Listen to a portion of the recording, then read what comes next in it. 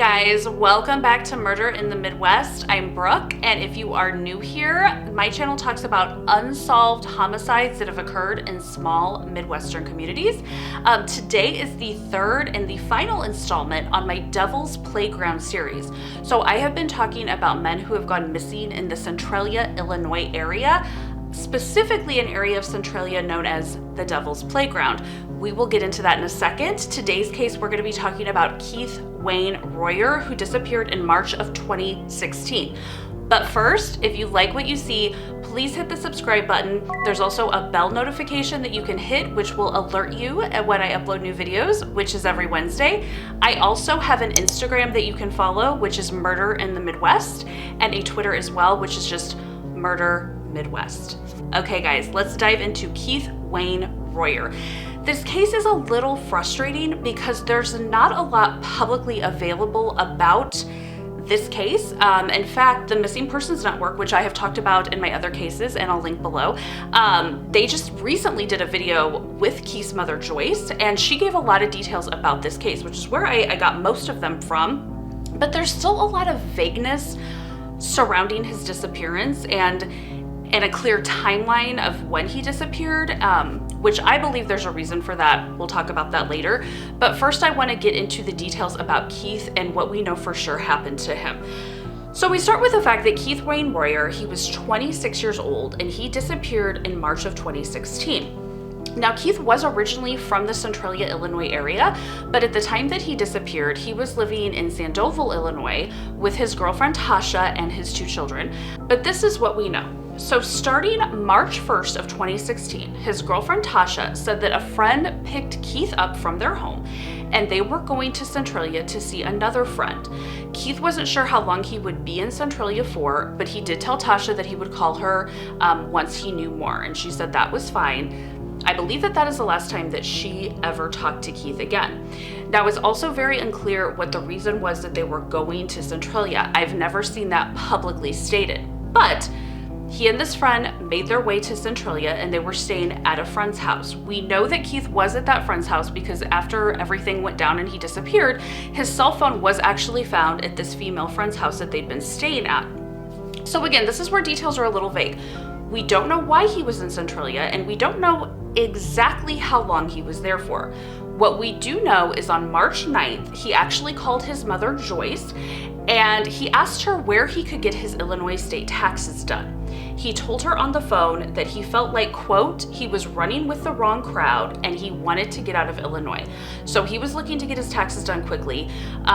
She felt like from that conversation, he sounded nervous on the phone, which made her obviously feel nervous as well. And of course, she didn't know exactly what was going on or what he meant by running with the wrong crowd, but she just, didn't have a good feeling from that conversation.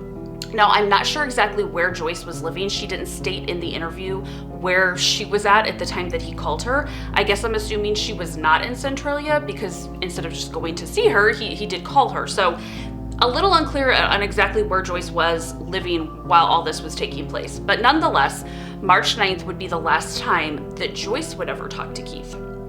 So this is where things get really, really muddled. In the video interview that Joyce gives to the Missing Persons Network, Joyce states that there's witnesses that supposedly saw Keith on Joliff Bridge Road. And if you remember from the other 2 videos, I talk about Joliff Bridge Road, how it's on the outskirts of Centralia, and it's in an area, a wooded area known as the Devil's Playground.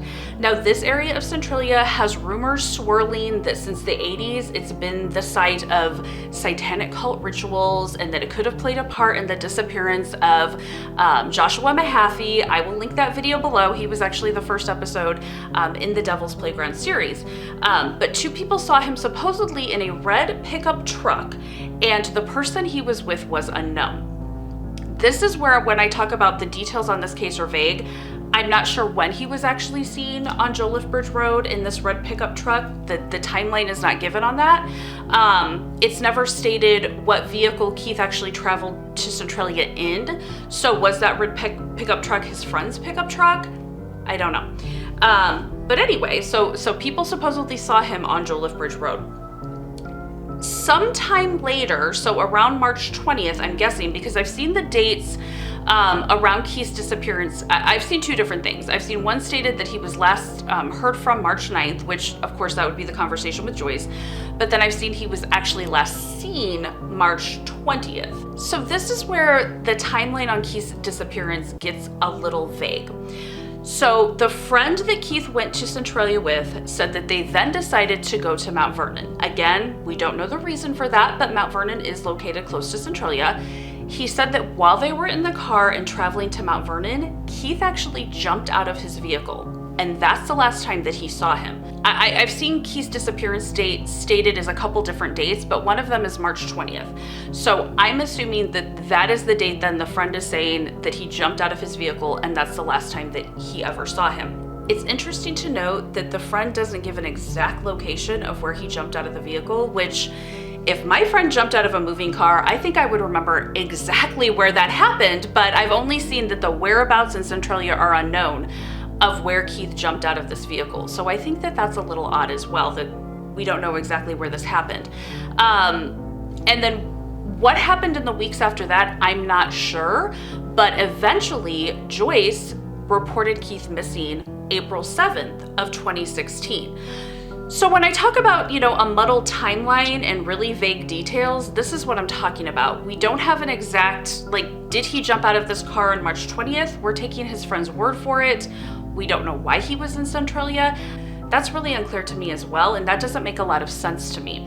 Now, obviously, Keith's conversation with his mother, Joyce, he stated that he felt like he was running with the wrong crowd. And to me, I feel like that's why there's so many vague details, or why he wasn't reported missing right away by his friend. I do feel the reason why Keith wasn't reported missing right away is because he was involved and his friends were involved in something illegal. What that was, I don't know. But I feel like they didn't want to get cops involved, and it really wasn't until Joyce reported Keith missing April 7th, and when police started investigating, is when they kind of had to pull this information out and get this timeline together. But again, we're relying on Keith's friend to say, yeah, this happened March 20th. We don't actually know that. We don't know an exact date of when Keith was last seen. So it makes it really frustrating. And also just the vagueness around what was he doing in Centralia for nearly 3 weeks. We don't know. Was he in Centralia that whole time? Again, that's something that we don't really know. We're taking his friend's words for it. Now, as I did state, his cell phone was found at this friend's house that they were staying at. So we do know that there is a link there. The only other tip that's come in about this, and Joyce stated this in the video that she did for the Missing Persons Network as well, they received an anonymous tip that Keith was buried somewhere along Red Stripe Road. So I will put up a map of Red Stripe Road, and as you can see, it runs from Junction City all the way into Salem, Illinois. That's a large stretch of road. So without exact coordinates, I don't even know where you would start to dig if in fact that tip was a legitimate tip. So that's really all the family knows, is that something was going on in Centralia. Supposedly he was seen on Joliff Bridge Road. Again, we don't know a timeline of when he was seen on Joliff Bridge Road, though. We don't have a date of that, or at least a date publicly that I've seen. So we don't know exactly what's going on. Joyce does feel that Keith is dead. And I think all the family wants now is to be able to locate his body and for him to have a proper burial. So I am going to put up the number that you can call, obviously, if you have any tips about this, if you know the people that were involved, if you know what happened with Keith, please call authorities. Of course, there's always an anonymous Crime Stoppers number that you can call as well, if you don't want to have to give your name.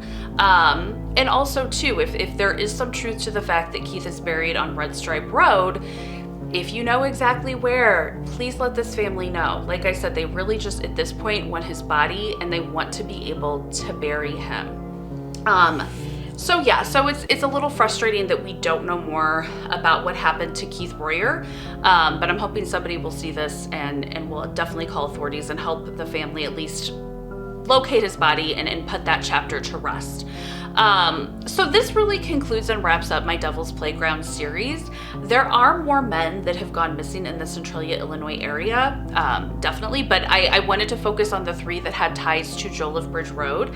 There is another case as well that I thought sounded interesting, but there's so little information about it, I didn't really focus on it in this series. But back in 1997, there was a gentleman named William Stutz whose car was found abandoned at the intersection of Joliff Bridge Road and College Road. His body was nowhere to be found, and it wasn't until a couple months later his body washed up along Crooked Creek, which if that sounds familiar to you, in my second video on this series about Jared Hanna, that's where Jared Hanna's duffel bag was found. It was found along Crooked Money Creek. So just kind of interesting, and I think the reason that there's not a lot of information about William Stutz's death is because his death was technically listed undetermined. So I don't think it's technically considered a homicide, although I have seen his name come up so many times in discussions about the Devil's Playground and about other people that have been missing in the area. That's why I decided to Google it, and really there's only a couple of news articles about it. So while I wanted to explore William Stutz's disappearance and death more, there's just simply not a lot of public information. So if you know more about Bill Stutz's death, please comment below. Would love to know more about that. I'm gonna put up just a little timeline so visually you can see and kind of pull it all together of when different people have gone missing on Joliff Bridge Road. So we have Joshua Mahaffey. That was the first episode I did back in 1991. William Stutz, 1997 is when he disappeared. Then we have Jared Hanna back in 2011, and now Keith Royer in 2016. So it's interesting that all 4 of those cases have the Joliff Bridge Road, Devil's Playground connection, and nobody has been found except for Bill Stutz. So Joshua Mahaffey, Jared Hanna, and Keith Royer still missing. You know, hopefully the series will bring some awareness to these cases and, you know, bring in some tips, bring in some leads, and help these families just kind of put to rest what happened to their loved ones. Thank you so much for watching, guys. I'll see you next time.